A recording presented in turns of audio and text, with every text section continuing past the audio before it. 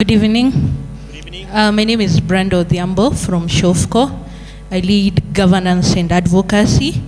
A quick one, I won't speak on behalf of SHOFCO, but I'll speak on behalf of myself as a citizen of this nation, as a woman, and as a youth in this nation.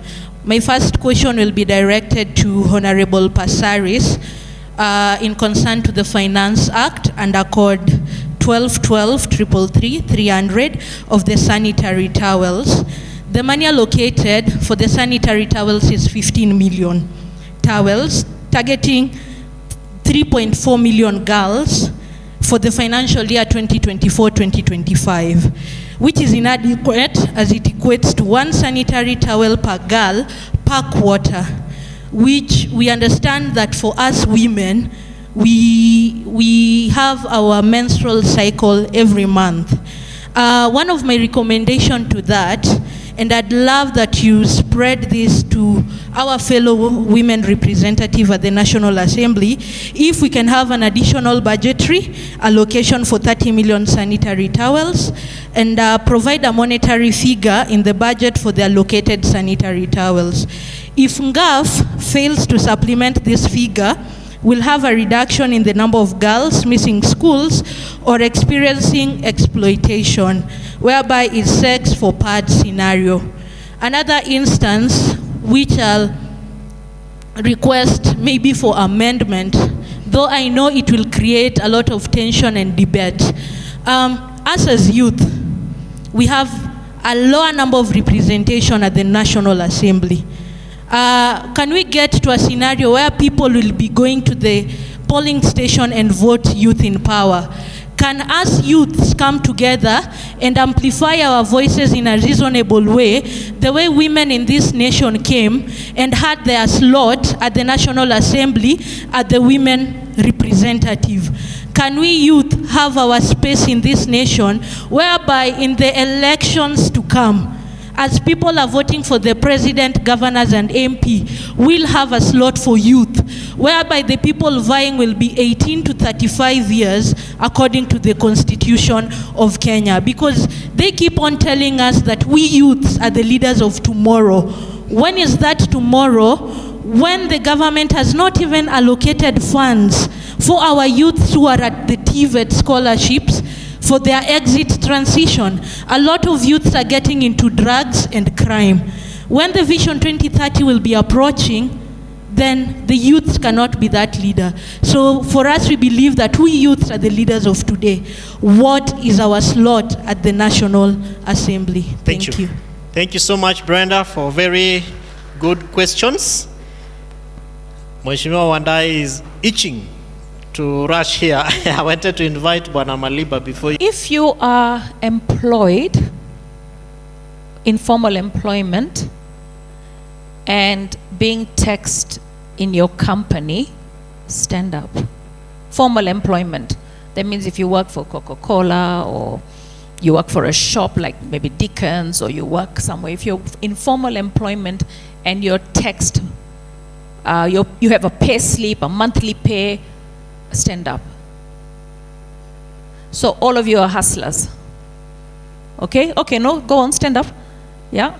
I was wondering, Lazarus, haven't you got paid? Okay? All right.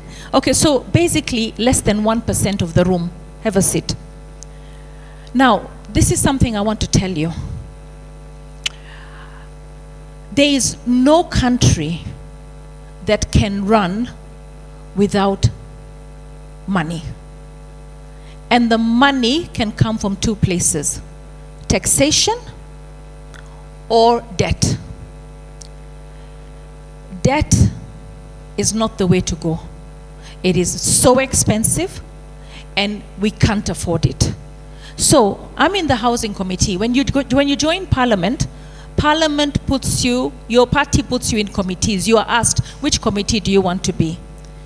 I asked to be in housing and lens and budget. What I didn't know is that they had split housing and lens, and budget is the hot seat. So I was put in housing and lens. I didn't get into budget. Now, I'm a member of the housing committee. And the housing committee, you know, we've been talking about housing forever. We had housing in the Ministry of Transport as just a department. All the money was going into roads. I felt that if we had a tax on housing and the money should be used specifically for housing, we will get rid of informal settlements in our country. It is a shame that in this country, Kenya, you have super malls like Village Market, Westgate, super highway like the Express Highway, you know. You've got big towering buildings for UAP and Barclays Bank and Coca-Cola. You know, you've got maisonettes in 1 acre land, mansions that are costing $3-4 million. And then all the workers who work in all these fancy buildings, who go for sightseeing in Westgate or Junction, right, are living in a 4-roomed mabati house and sand at the bottom. All right, when there's a fire, I'm Mama County, I'm the one who's called for those fires. I'm given 1 million shillings a year for fires in Nairobi. I can only solve one fire. 1 million, fire, disaster, that's it. I have to go around begging people for money for fires. You have one fire, she loses everything. I have seen women, bodies picked from a chard, like charcoal. Amekufa hapo. Why? Because their house burnt down. I do not believe that anybody in the capital city of Nairobi should live in a tin mabati house. They should not. And for that, you're not the ones who are going to pay that housing levy. That housing levy is going to be paid by the employed. But you know what's going to happen? You're the ones who will be going for maandamano to stop yourselves from getting the money. To do what? To give you those houses. You'll be called and you'll go for maandamano. You will be shot. You will die. And let me tell you, I have not seen anybody from the post-election violence up to today who has been compensated. So for me, I realized one thing. If I want to be sincere, right, let there be a tax specifically for housing. And you know, when Mheshimiwa Kalonzo Musyoka said that the first thing he'll do when he becomes president is to remove the housing tax, I believe that if he ever becomes president, nobody will allow him to remove that housing tax if the government performs. I have been in Nairobi and we have commissioned over 45,000 housing units. We need 200,000 housing units just in Nairobi alone every year. And those housing units, I know, people are saying, maskini hata pata, hustler hata pata. This is where I come in. In that committee of housing, they put 30% for slum upgrading and social housing.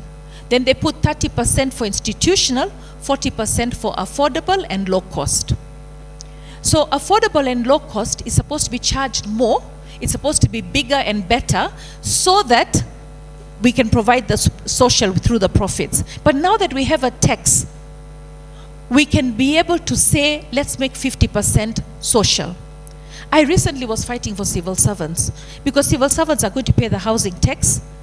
And I found out recently that somebody bought a house from civil servants and he was charged 2.6 in Mwavoko. And somebody else bought a house from social and he was charged 1.3. So I decided to go and look at those two houses. They were identical. So I asked, why should a civil servant pay double so that the hustler can get a house? It's not fair. And the house is the same. So even if you were going to charge more, and I took on the president during the Labor Day. I told him, Mr. President, look into this thing. Because I went to Hinga, he didn't listen. I went to civil servants officers, they didn't listen. I told them, listen, you guys, you're not going to charge civil servants double for the same house. If you're going to give him any charge more, you give him maybe 50% more, but you give him a bigger house and a better house. Housing can create a lot of opportunity for us, from the making of the doors, from the making of the windows, from the making of the tiles, and a lot of employment opportunities. Engineers, contractors, you name it. I hope investors will come in and help us out. And I hope and pray that the president will be sincere and make sure that housing has zero corruption, so that we can actually eliminate the slums, because we really need to. I know that right now there's a lot of tension in Nairobi. All right, and I shall be visiting a lot of these demolition sites, okay? Because I think there's a plan to do the Nairobi River regeneration. It looks beautiful, but we've displaced a lot of people. We need solutions for them. For me, the 10K is not enough. They need to be given more, because already they're displaced. Some of them even didn't have time to take their furniture out. Now, 2024, I'm not happy with a number of things. I am not in the budget committee, but I went to the public participation in Nairobi. I went to the one in Dagoretti, the one in Embakasi. I sat through the public participation on the budget committee, and I'm not in the budget committee. And I was the only woman that was there, okay? Beatrice Elachi was committed, so she was not able to come. And I thought to myself, here we're discussing budget. Let me go and listen to what the men and the women are going to talk about, especially issues women. The issue of Linda Mama came. I've actually put in what you call it? I've already lobbied, done, what is it that I've done? Lazarus, where is he gone? I put in what? A memorandum here. Skipped my head. I came from the US yesterday, so I'm so jet-lagged. I should be in bed sleeping. So, but I decided I have to come here, you know? No, I didn't go with a private jet, and I wasn't in Atlanta, and I wasn't on the president's tour. I went for a spiritual nourishment. Okay, so now, and I didn't pay it with taxpayers' money. Now, I put in a memorandum for 3 issues. I put in one for the school feeding program. I want the children given food. I don't care about the differences between local county government and national government. I just want our children to get food. When it comes to sanitary towels, I want our children in public, private, community, and mission-based schools to all get sanitary towels. I've been singing this song from the time I joined. We only give public, all right? It cannot be that it needs to be even more than 30 million, all right? But the thing is, we don't have women to push it. The budgets are done by men. So put more women in parliament so we can get more sanitary towels, we can get diapers for our children, we can get infant food for the mothers. There's so much we can do. All right, but we need more women to articulate these issues. All right, I also am not happy about the money moving from education. I'm not happy about the cuts in vaccination. I'm not happy about the cuts in the wages. We just came back from a strike of doctors, and then you're cutting the wages in health. So if we have to cut, I'm very clear. We don't need to renovate any of the state houses this year. We don't need to increase any more money for the executive officers. They've been okay with the money they've had. We don't even need to increase money in parliament. They've given us an increase of 3 billion. Hatutaki yo. Let us put the money to feed our children, to put more sanitary towels, to make sure we have vaccinations, because I hear we have a shortage of vaccinations already, to make sure that we create job opportunities, industries. You know, the Joakali industry, let me tell you. When I went to the Joakali industry and I saw the way they were working, because I gave them a job to do some wheelbarrows and some cocotenis for me. Do you know the conditions under which they work? Most of them are going to be blind by the time they are old because of the sparks without the proper goggles. Most of them are going to have Parkinson's disease because they are smoking the fumes. My father had Parkinson's. He worked in a shipyard, and the welding, he got Parkinson's.